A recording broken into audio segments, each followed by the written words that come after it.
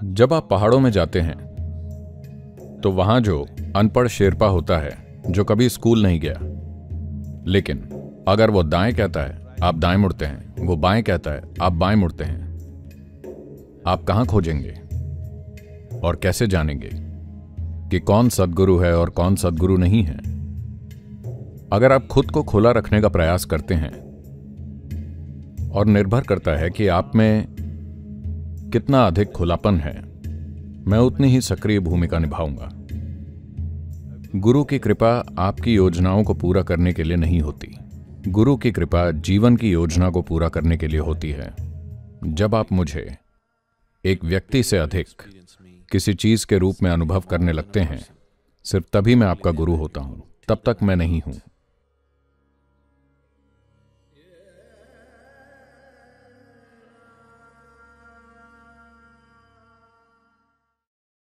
गुरु की भूमिका समझने में क्या आप हमारी मदद कर सकते हैं?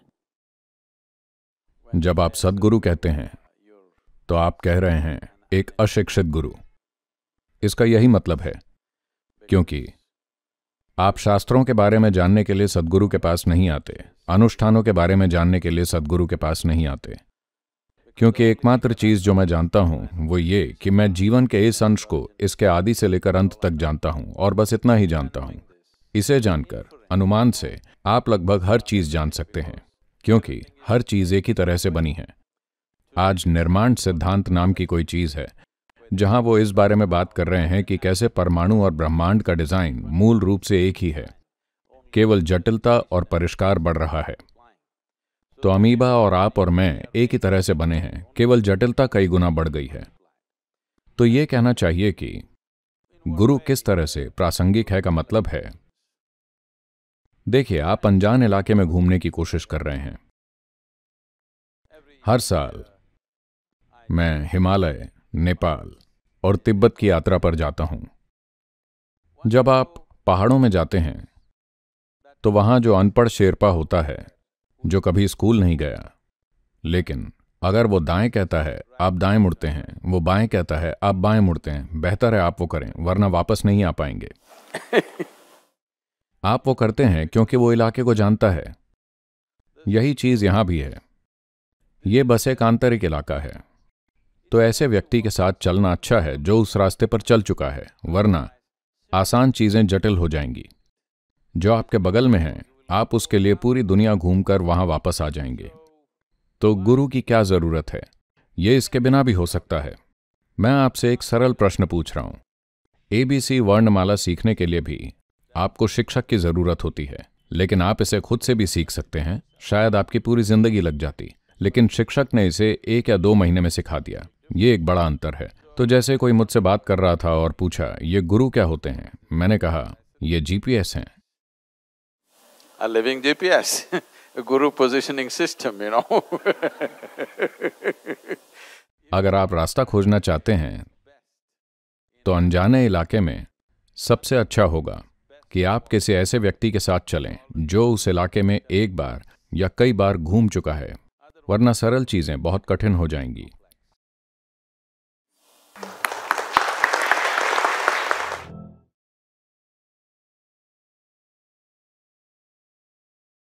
लगभग 15,000 साल से भी पहले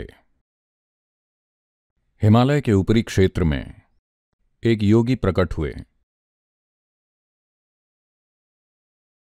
किसी को नहीं पता था वो कहां से आए हैं। कोई उनके अतीत के बारे में नहीं जानता था, लेकिन वो असाधारण दिख रहे थे। तो लोग इकट्ठा हो गए और इंतजार करने लगे। उन्हें लगा वो कोई चमत्कार दिखाने वाले हैं, लेकिन उन्होंने कुछ नहीं किया, बस चुपचाप बैठे रहे बिना हिले डुले। अंत में केवल 7 लोग ही रुके रहे। इन 7 लोगों ने देखा कि ये जबरदस्त चमत्कार है, क्योंकि जो व्यक्ति अपनी भौतिक प्रकृति से परे जा चुका है, केवल वही ऐसे बैठ सकता है। और उन्होंने विनती की, आप शायद कुछ ऐसा जानते हैं या अनुभव कर रहे हैं जो हमारी कल्पना से परे है, कृपया हमें भी सिखाएं। तब उन्होंने इन 7 लोगों को तैयारी की कुछ सरल विधियां दी और बोले, तुम लोग खुद को तैयार करो, फिर मैं देखता हूं।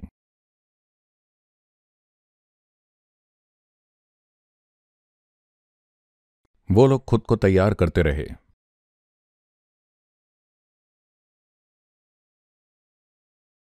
महीने साल में बदल गए और साल दशक में 84 साल बीत गए। एक दिन उन्होंने देखा कि ये 7 लोग बेहद चमकदार और ग्रहणशील बन चुके हैं। तो ये गुरु पूर्णिमा, ग्रीष्म संक्रांति के बाद की ये पूर्णिमा ऐतिहासिक रूप से और खगोलीय पिंडों की व्यवस्था के संदर्भ में भी ये बहुत महत्वपूर्ण है, क्योंकि आदि योगी ने इसी दिन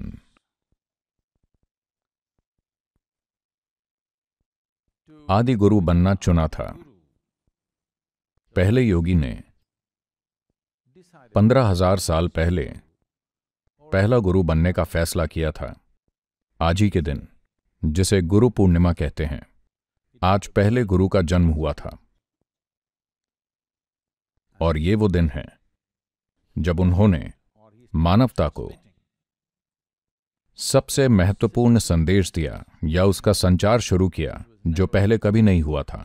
यानी उन्होंने उनको एहसास दिलाया कि अगर आप कोशिश करने को तैयार हैं तो प्रकृति ने आप पर जो भी सीमाएं लगा रखी हैं, आप उन्हें पार कर सकते हैं।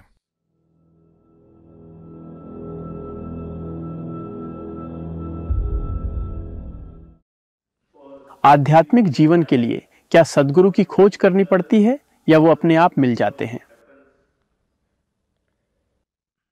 आप कहां खोजेंगे और आप कैसे जानेंगे कि कौन सद्गुरु है और कौन सद्गुरु नहीं है?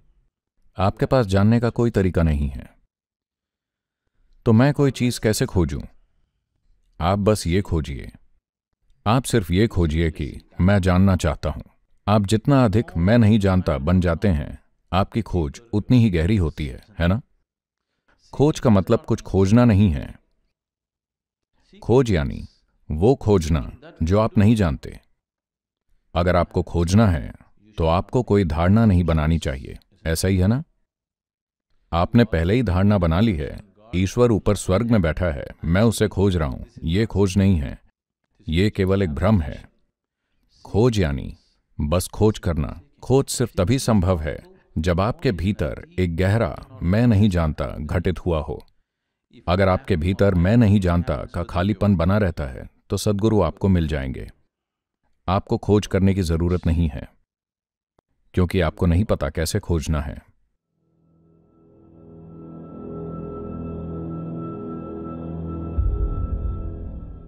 कोई क्या करे?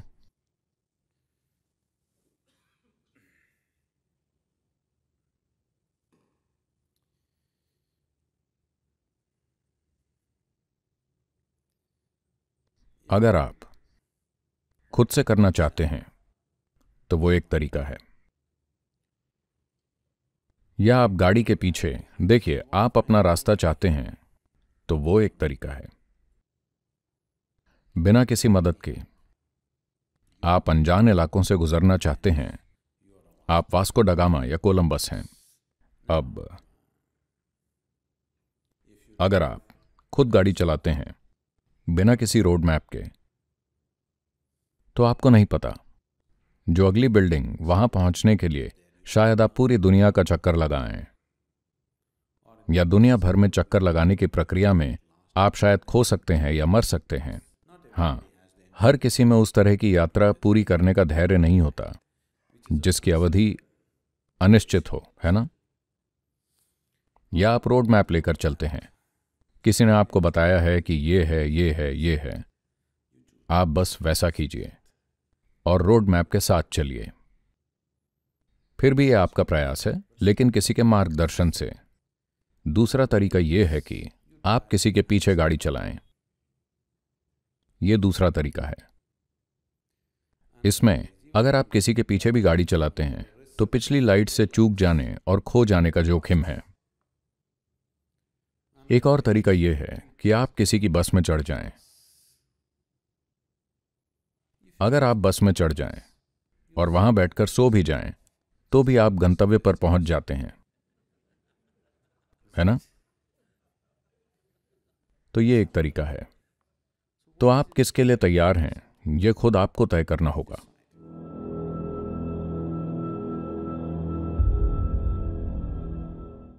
मेरे पास सौंदर्य बोध की बहुत गहरी समझ है। उस वजह से अगर आप खुद को खुला रखने का प्रयास करते हैं, और निर्भर करता है कि आप में कितना अधिक खुलापन है, मैं उतनी ही सक्रिय भूमिका निभाऊंगा। अगर आप अनुमति दें तो मैं ये भी तय करूंगा कि आपको नाश्ते में क्या खाना चाहिए, थोपने के तौर पर नहीं, बल्कि एक स्वाभाविक चुनाव के रूप में। मैं कह रहा हूं कि सबसे सांसारिक चीजों में भी यह प्रकट हो सकता है। तो आप आएंगे और इडली और डोसा में से आप मेरे लिए चुनेंगे, ऐसा नहीं है। आप सड़क पर चल रहे हैं, आप गड्ढे में कदम रखेंगे या सड़क पर या फुटपाथ पर, यह आप पर नहीं बल्कि सूरज की रोशनी पर निर्भर करता है ना? उस मायने में हां, हर पहलू में। अगर आप इच्छुक हैं, अगर आप अपना जीवन चाहते हैं तो यह आप पर है। आप चाहते हैं कि मैं सिर्फ आपके आध्यात्मिक जीवन को प्रभावित करूं, मुझे कोई दिक्कत नहीं है।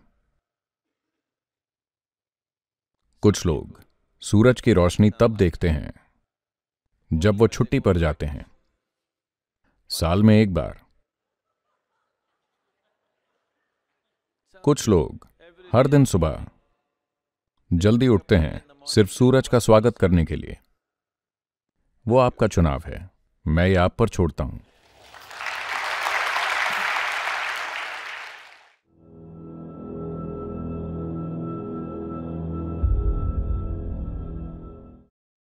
मैंने कहा है, अगर आप मेरे साथ एक पल के लिए भी बैठते हैं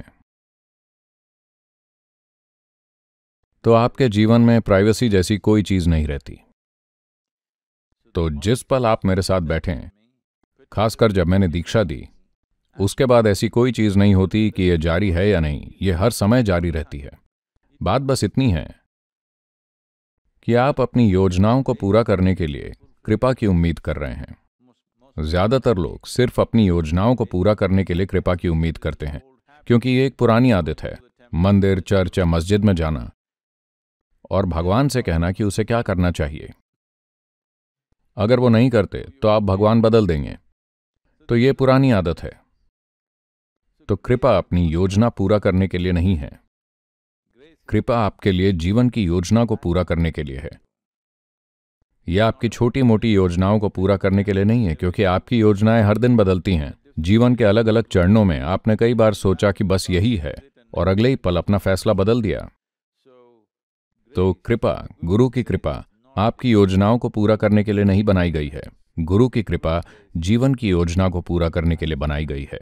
आप एक जीवन के रूप में उसकी योजना पूरा करने के लिए, जीवन को इसकी पूर्णता तक पहुंचाने के लिए बनी है। आपकी तत्काल योजना को पूरा करने के लिए नहीं। आप छुट्टी पर जाना चाहते हैं, सद्गुरु आप मेरी मदद क्यों नहीं कर रहे हैं, ये उस बारे में नहीं है। तो हर दूसरे दिन सवाल न करते रहें कि क्या कृपा मेरे साथ है या मेरे साथ नहीं है। अगर मैं सहारे को कायम नहीं रख पाता और इसे संभव नहीं कर पाता, तो मैं अपना जीवन आपके साथ बर्बाद न कर रहा होता।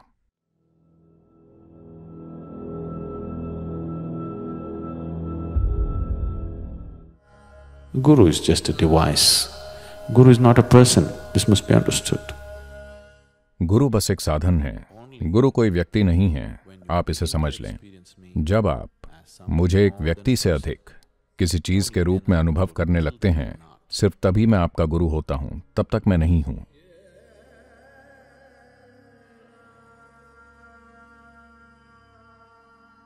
गुरु पूर्णिमा इसलिए महत्वपूर्ण है क्योंकि एक तो इसका ऐतिहासिक महत्व है, क्योंकि यही वो दिन है जब आदि योगी ने ग्रीष्म संक्रांति के बाद खुद को गुरु बनाया था। इस पहली पूर्णिमा का एक खास प्रभाव होता है। इसे आमतौर पर कृपा का दिन माना जाता है, और यही वो दिन है जिसे पहले गुरु ने शिक्षा देने के लिए चुना था। तो ये हमारे लिए, इस धरती पर रहने वाले हर इंसान के लिए एक महत्वपूर्ण रिमाइंडर है, क्योंकि हर कोई अपनी ही सीमाओं में रहता है। शरीर, मन, सामाजिक संरचनाएं, बंधन, हर तरह की सीमाएं। हर इंसान के लिए ये जानना महत्वपूर्ण है कि इन चीजों से परे होने का एक तरीका है। गुरु पूर्णिमा यही याद दिलाती है।